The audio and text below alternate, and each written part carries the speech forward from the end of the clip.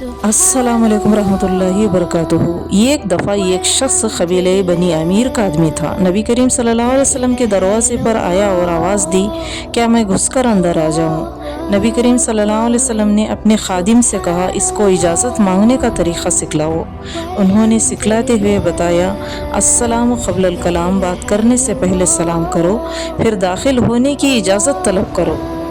जब साहिब खाना की तरफ से इजाज़त की आवाज़ आ जाए तो सलाम करके अंदर दाखिल हो जाओ।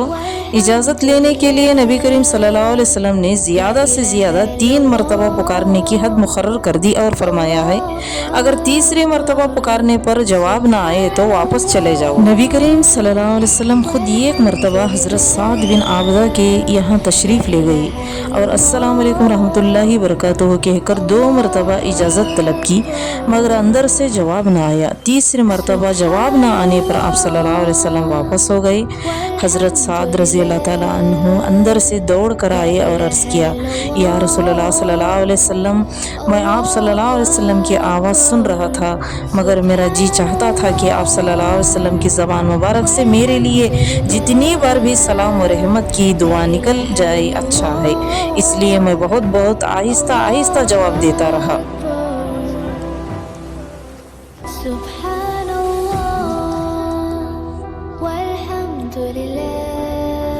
तीन दफ़ा पुकारना, लेकिन ज़रा ठहर ठहर कर पुकारना।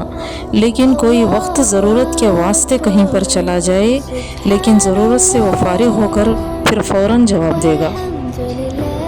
इजाज़त लेने का हुक्म सिर्फ दूसरों के घर जाने की सूरत ही में नहीं, बल्कि ख़ुद अपनी माँ बहनों के पास जाने की सूरत में भी है। एक शख्स ने नबी करीम सल्लल्लाहु अलैहि वसल्लम से पूछा, क्या मैं अपनी माँ के पास जाते वक्त भी इजाज़त तलब करूँ? आप सल्लल्लाहु अलैहि वसल्लम ने फरमाया, हाँ। इस शख्स ने कहा, मेरे सिवा इनकी खिदमत करने वाला कोई नहीं है, क्या हर बार मैं इनके पास जाऊँ तो इजाज़त मांगूँ? तो आप सल्लल्लाहु अलैहि वसल्लम ने फरमाया, क्या तू पसंद करता है कि अपनी माँ को बरहना देखे? साइल ने कहा, नहीं।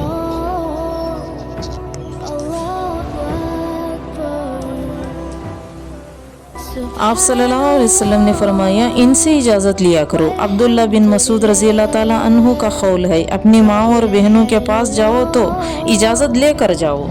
इब्ने मसूद रज़ी अल्लाह ताला अन्हु कहते थे कि अपने घर में अपनी बीवी के पास जाते हुए भी आदमी को कम से कम खंकारना चाहिए। इनकी बीवी हज़रत ज़ैनब रज़ी अल्लाह ताला अन्हु की रिवायत है, हज़रत अब्दुल्ला बिन मसूद रज़ी अल्लाह ताला अन्हु जब कभी घर में आने लगते तो पहले कोई आवाज़ दे देते थे, जिससे मालूम हो जाता था कि वो आ रहे हैं। इब्ने मसूद रज़ी अल्लाह ताला अन्हु ये पसंद नहीं करते थे कि घर में अचानक से आ पड़े। इजाज़त मांगते वक्त दरवाज़े के सामने खड़ा ना होना चाहिए, बल्कि दाएं बाएं खड़े होकर अस्सलाम वालेकुम रहमतुल्लाहि वबरकातुहू कहकर इजाज़त तलब करना ज़रूरी है। ये एक शख्स नबी करीम सल्लल्लाहु अलैहि वसल्लम के यहाँ हाजिर हुआ और आइन दरवाजे के सामने खड़ा होकर इजाज़त मांगने लगा। नबी करीम सल्लल्लाहु अलैहि वसल्लम ने इससे फरमाया है, पहले हटकर खड़े हो। इजाज़त मांगने का हुक्म तो इसीलिए है कि निगाह ना पड़े। नबी करीम सल्लल्लाहु अलैहि वसल्लम ने यूँ भी फरमाया है, अगर कोई शख्स तुम्हारे घर में बग़ैर इजाज़त के झांके और तुम ये कंकरी मार कर इसकी आँख फोड़ दो तो तुम पर कोई गुनाह नहीं है। किन हालात में कोई शख्स बग़ैर इजाज़त के दाखिल हो सकता है?